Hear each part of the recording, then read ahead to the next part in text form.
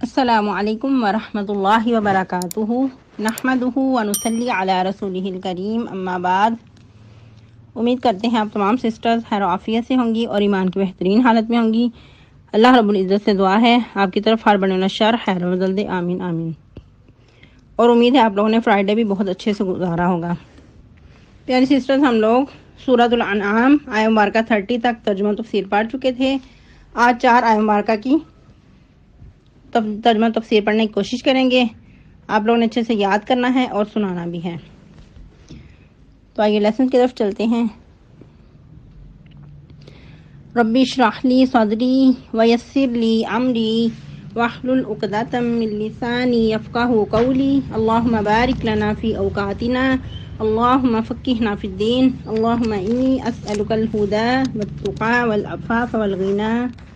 اللہم الہمنی رشدی وأعذنی من شر نفسی اعوذ باللہ من الشیطان الرجیم بسم اللہ الرحمن الرحیم۔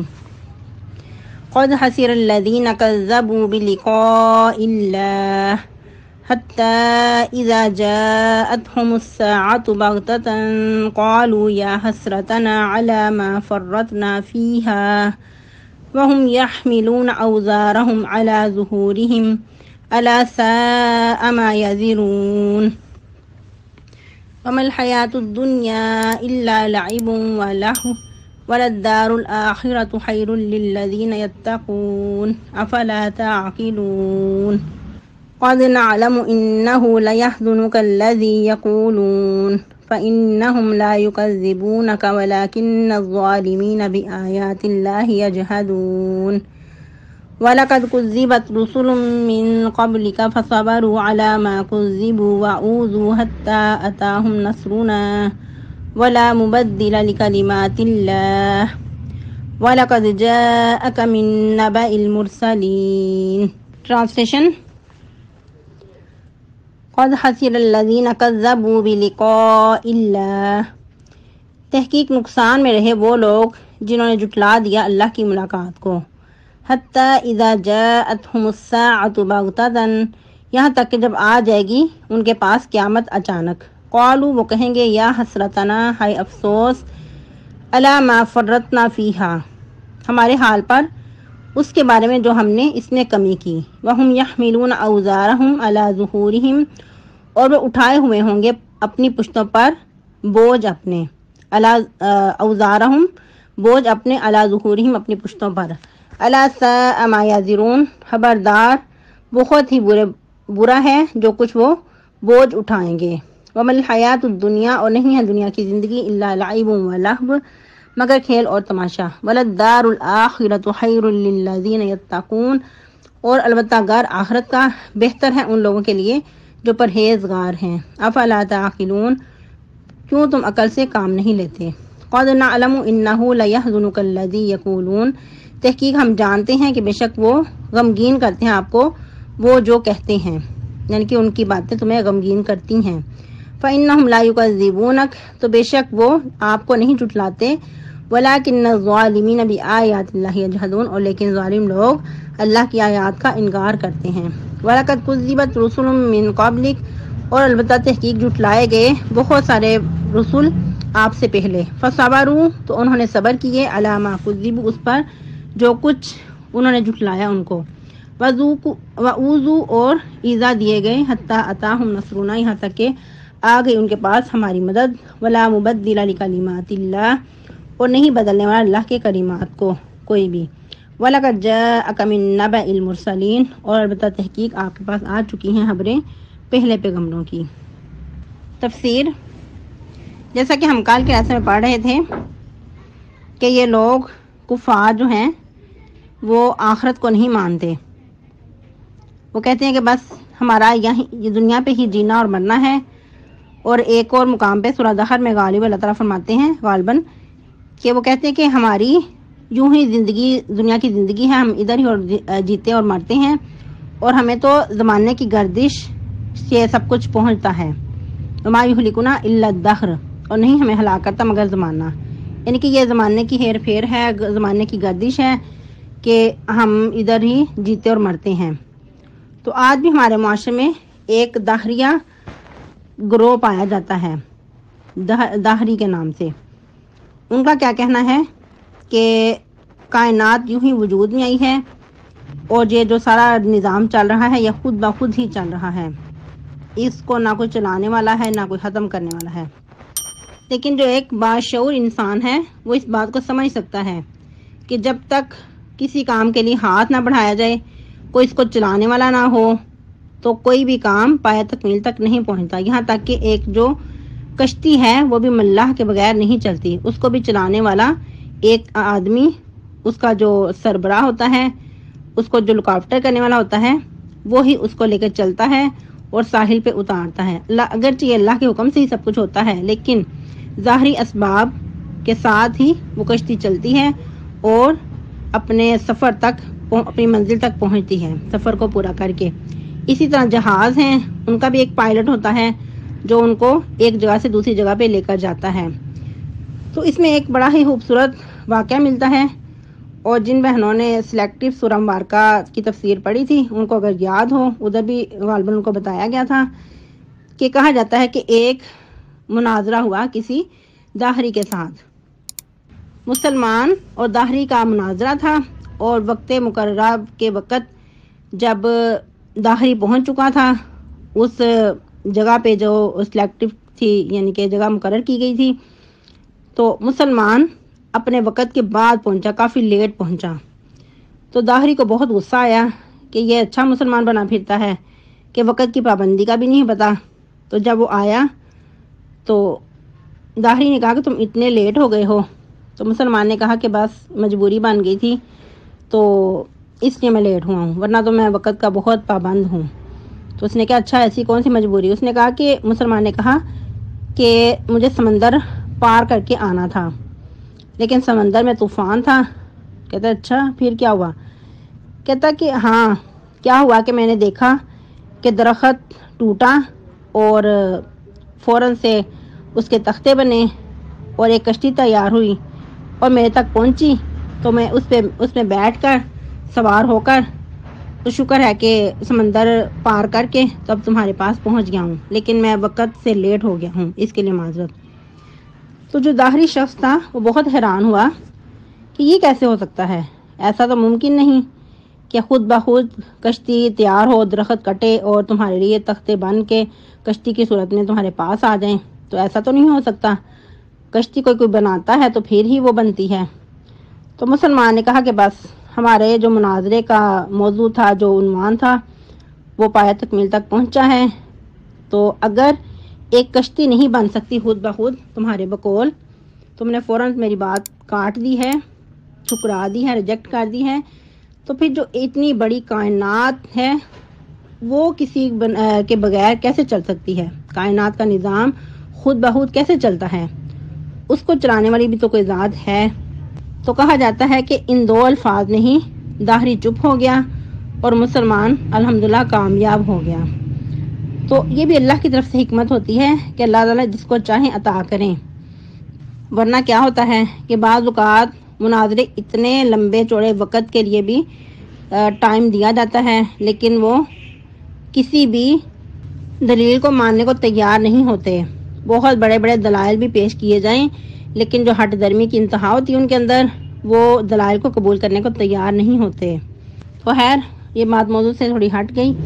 تو اللہ تعالیٰ فرماتے ہیں کہ اے نبی، یہ اگر دنیا کی زندگی کو سمجھتے ہیں کہ ہم ادھر ہی ہمارا جینا مرنا ہے، ہم اٹھائے نہیں جائیں گے، حساب کتاب نہیں ہوگا، حالانکہ قیامت کا قائم ہونا، مرنے کے بعد دوبارہ جی اٹھنا، یہ ہر انسان کے ایمان کا حصہ ہے۔ اگر کوئی ساری باتوں کو مان لیتا ہے اور اس بات کو نہیں مانتا کہ مرنے کے بعد دوبارہ جی اٹھنا ہے، تو اس کا ایمان ہی نامکمل ہے، ایسا شخص دار اسلام سے ہی خارج ہے۔ تو اللہ تعالیٰ فرماتے ہیں کہ ایسے لوگوں کو آپ اس وقت دیکھیں جب اپنے رب کے سامنے کھڑے ہوں گے، اللہ تعالیٰ فرمائیں گے کہ کیا یہ برحق نہیں؟ وہ اس وقت کہیں گے ہمارے رب کی قسم کیوں نہیں برحق ہے، سب کچھ ہم نے دیکھ لیا آنکھوں سے، ہم نے اب اس کو مان لیا۔ تو یہ بھی کہا جاتا ہے کہ اللہ تعالیٰ اس وقت پھر ان سے پوچھیں گے کہ کیا یہ تمہارے سامنے جو تم دیکھ رہے ہو کیا واقعی یہ حقیقت ہے، یا کہ ابھی بھی تمہیں اس کے بارے میں کچھ شک ہے؟ تو وہ کہیں گے نہیں ہے ہمارے رب، ہم نے اپنی آنکھوں سے دیکھ لیا، اس کو مان لیا، ہم ایمان لے آتے ہیں کہ بے شک یہ سب کچھ برحق ہے، یہ تیری ہی طرف سے ہے۔ لیکن اللہ تعالیٰ فرمائیں گے کہ اب تم اپنے کیے کی سزا کا مزہ چکھو، یہ اسی کا بدلہ ہے جو تم دنیا پہ انکار کرتے تھے، کفر کا بدلہ ہے، اس کے بدلے میں ہی تمہیں جہنم میں عذاب دیا جا رہا ہے، اس کو اب ہمیشہ کے لیے چکھو۔ اور ایک اور مقام پہ بھی اللہ تعالیٰ فرماتے ہیں وما انا بظلام للعبید، کہ اللہ تعالیٰ تو اپنے بندوں پہ ظلم کرنے والے نہیں ہیں، یہ بندوں کے اپنے ہی کرتوت ہیں، اس کی پاداش میں ہی ان کو ایسی سزا دی جائے گی، اور جو ان کے ساتھ عذاب کا وعدہ ہے وہ ان کے اعمال کے بدلے میں ہی ہے۔ تو اسی کے جواب میں اللہ تعالیٰ مزید فرما رہے ہیں کہ قد حسر الذین کذبوا بلقاء اللہ، ایسے لوگ سراسر نقصان میں ہیں جنہوں نے اپنے رب کی ملاقات کو جھٹلا دیا، جنہوں نے اللہ کے سامنے کھڑے ہونے کو جھٹلا دیا۔ حالانکہ یہ حقیقت ہے، وقت آنا ہے کہ مرنے کے بعد جتنا اللہ نے چاہا برزخی زندگی گزارنی ہے، پھر اللہ کے سامنے وہ دن کھڑے ہونا ہے جس کا اللہ نے وعدہ کیا ہے، حشر کا دن۔ تو اس وقت پھر اللہ تعالیٰ فرماتے ہیں حتی اذا جاءتہم الساعۃ بغتۃ، یہاں تک کہ جب ان کے پاس قیامت اچانک آ جائے گی، قالوا کہیں گے ہائے افسوس علی ما فرطنا فیہا، جو ہم نے کمی کی تھی اپنے حق میں۔ اس میں دو معنی ہو سکتے ہیں، ایک یہ کہ جو دنیا میں ہم کمی کرتے رہے، اور یہ ایک دوسرا یہ کہ جو آخرت کے بارے میں ہم کمی کرتے رہے، آخرت کو مانتے نہیں تھے، اس پہ یقین نہیں رکھتے تھے، تو اس پہ وہ ہاتھ ملیں گے، افسوس کا اظہار کریں گے، لیکن افسوس در افسوس کہ اس وقت پچھتانا کس کام کا، جب وہ وقت گزر چکا جس کے لیے دنیا پہ ان کو بھیجا گیا تھا، جس مقصد کو پورا کرنے کے لیے اللہ نے ان کو اتنی زندگی دی تھی، لیکن وہ وقت گزر چکا، اب سوائے پچھتاوے کے ان کے ہاتھ میں کچھ بھی نہیں رہے گا۔ پھر مزید اللہ تعالیٰ فرما رہے ہیں وَهُمْ يَحْمِلُونَ أَوْزَارَهُمْ عَلَى ظُهُورِهِمْ، سنو وہ اپنے بوجھ اپنی پشتوں پر لادے ہوئے ہوں گے۔ أَلَا سَاءَ مَا يَزِرُونَ، خبردار سن رکھو جو کچھ وہ بوجھ اٹھا رہے ہیں وہ بہت ہی برے ہیں۔ اب دیکھیں یہ خیالی بات نہیں ہوگی کہ انسانوں کے جو گناہوں کے بوجھ ہیں ان کی پشتوں پر لادے جائیں گے، یہ حقیقت میں ایسا ہوگا، ان کو ایک مجسم کی صورت دی جائے گی ان گناہوں کو، تو ہر انسان اپنے اپنے اعمال کے بدلے میں ان کو اپنے پشتوں پر سوار کر کے میدان محشر کی طرف جا رہا ہوگا۔ استغفر اللہ کہ کتنی اذیت ناک چیز ہے، کتنا سخت دن، اور کتنا زیادہ وہ وقت کہ میدان محشر کی طرف چل کر جانا، اور انسان کے لیے چلنا مشکل اور پھر گناہوں کے بوجھ اٹھا کے چلنا۔ تو اس چیز کا اندازہ وہ عورت بخوبی کر سکتی ہے جو ایک پریگننٹ عورت ہے، کہ وہ کس مشقت کے ساتھ وہ جو اللہ نے اس کو اس خوشخبری سے نوازا ہوتا ہے اس کو اٹھاتی ہے، اور کس مشقت کے ساتھ وہ وقت پاس کرتی ہے، حالانکہ اس کے اندر ایک خوشی بھی ہوتی ہے کہ اللہ تعالیٰ ان قریب اس کو ایک نعمت سے نوازنا چاہتے ہیں، ایک وقت کے بعد اس کو خوشی ملنے والی ہے، لیکن اس پروسیجر سے جب وہ گزر رہی ہوتی ہے تو بہت اذیت میں ہوتی ہے۔ تو اللہ نہ کرے کہ انسانوں کے اوپر اگر ان کے گناہوں کے بوجھ لاد دیے جائیں جو انسانوں نے خوشی سے ہی اپنے اوپر دنیا پہ لادے ہوں گے۔ اور پھر مزید روایات سے یہ بھی پتہ چلتا ہے کہ انسان ان گناہوں کو پیچھے دھکیل لیں گے اور کہیں گے کہ یہ تم کون ہو جو ہمارے اوپر سوار ہو رہے ہو، آج تو ہمیں خود چلنا مشکل ہو رہا ہے، تو کہیں ہم تمہیں سوار کر کے اپنے اوپر تو ساتھ لے کر چلیں۔ تو وہ آگے سے کہیں گے جیسے دنیا پہ تم نے ہمیں اپنے اوپر سوار کر رکھا تھا اور ہمیں ساتھ لے کر چلتے تھے، تو آج بھی ہمیں اپنے اوپر لاد کر چلو۔ وہ گناہ جو ان کو مجسم شکلیں دے دی جائیں گی وہ ان کے اوپر سے نہیں اتریں گے، وہ ان کو دھکیلیں گے بھی، لیکن وہ اللہ کے حکم کے پابند ہوں گے تو ان کے اوپر ہی سوار رہیں گے۔ اور ان کے برعکس ایسے بھی خوش قسمت ہوں گے کہ جن کو میدان محشر تک جانے کے لیے سواریاں دے دی جائیں گی، بہت خوبصورت خوش شکل سواریاں ہوں گی، بہت چمکدار روشن۔ اللہم اجعلنا برحمتک، آمین۔ اللہ تعالیٰ ہم سب کو معاف کرے، بہت ہم گناہ گار ہیں اور انجانے میں بھی بہت سارے گناہ ہم کر جاتے ہیں۔ اللہ رب العزت سے دعا ہے ہمارے تمام گناہوں پہ اپنی رحمت کا ریزر پھیر کر ہمارے گناہوں کو ختم کر دے، اور گناہوں کو بھی اللہ تعالیٰ نیکیوں میں بدل دے، آمین۔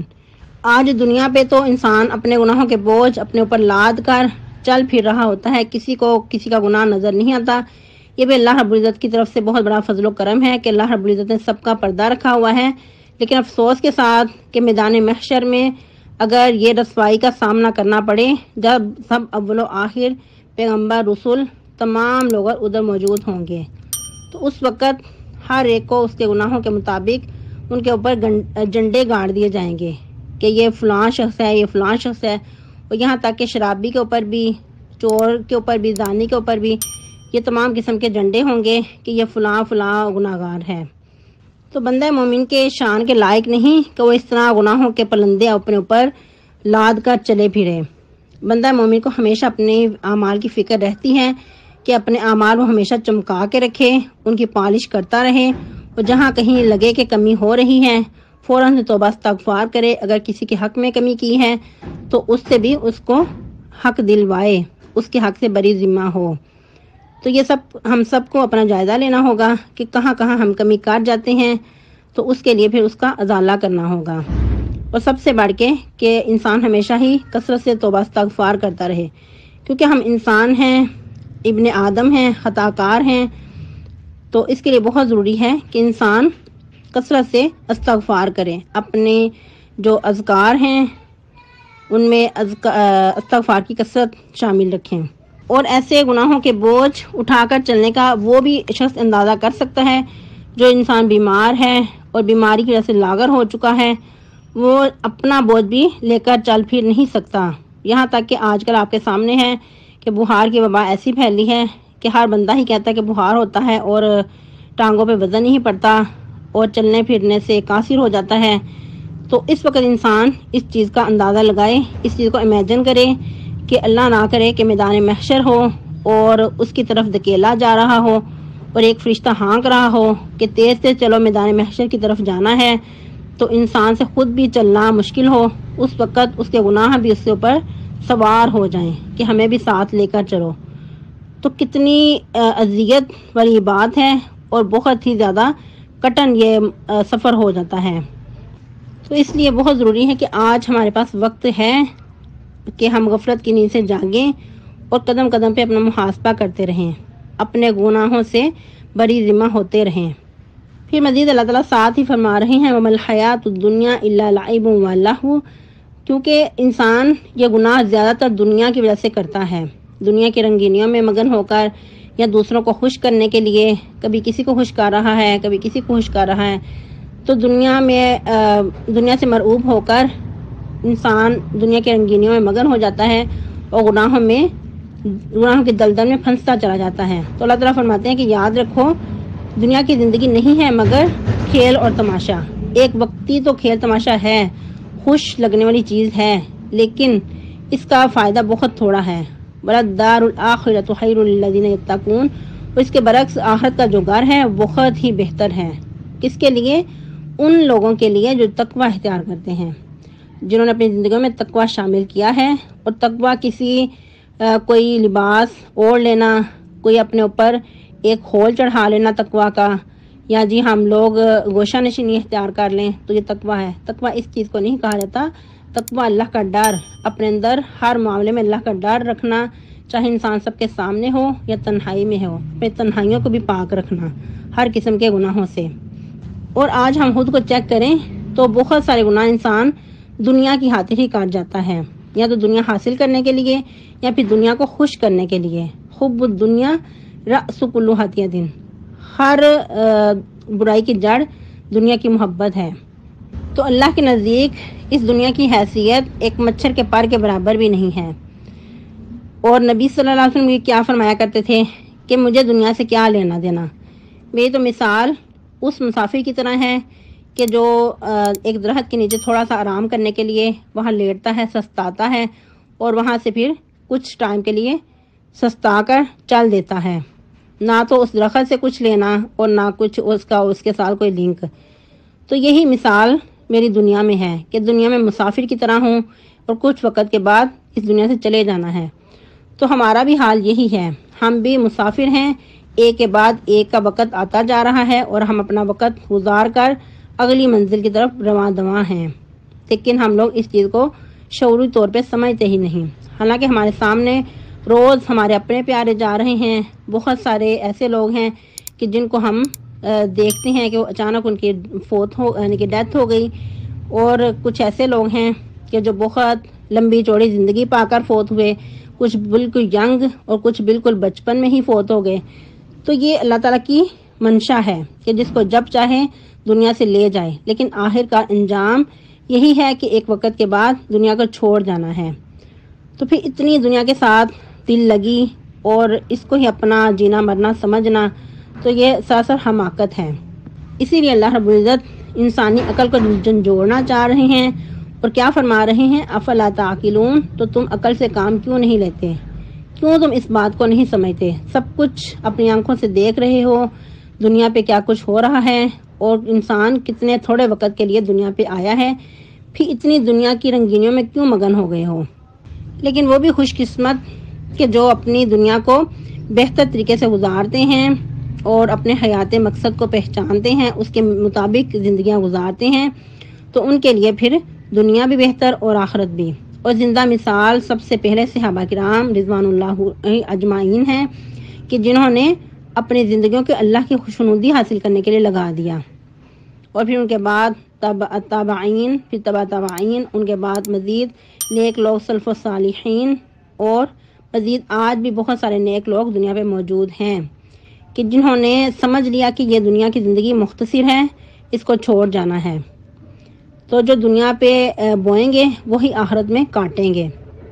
تو اس کے لیے ہر انسان کو اپنا محاسبہ کرنا بہت ضروری ہے۔ ہم اگر اچھا بھی کر رہے ہیں تو اپنا محاسبہ کریں کہ کہیں ہمارے اعمال میں ریاکاری شامل تو نہیں، یا ہمارے اعمال میں کوئی بدنیتی تو نہیں ہے، کیونکہ روزے جیسی جو اتنی بہترین عبادت ہے اس کے لیے بھی کیا کہا گیا کہ اس کے گناہ معاف کر دیے جائیں گے، کس کے؟ جو ایمان کی حالت میں